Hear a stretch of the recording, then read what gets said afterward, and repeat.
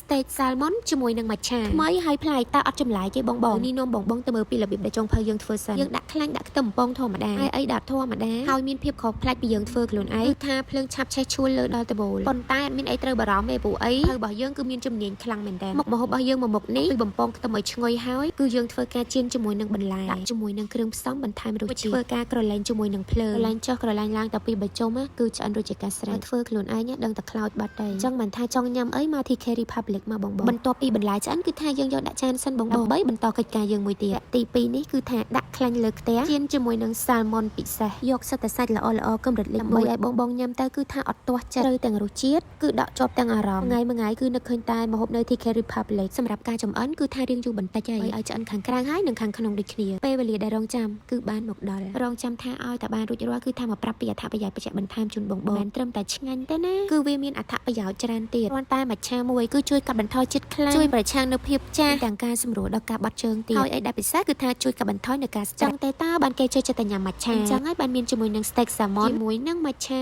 ហាន់ជ្រលក់ជាមួយនឹងទឹកម្រេច admin គឺឲ្យ10 លើ 10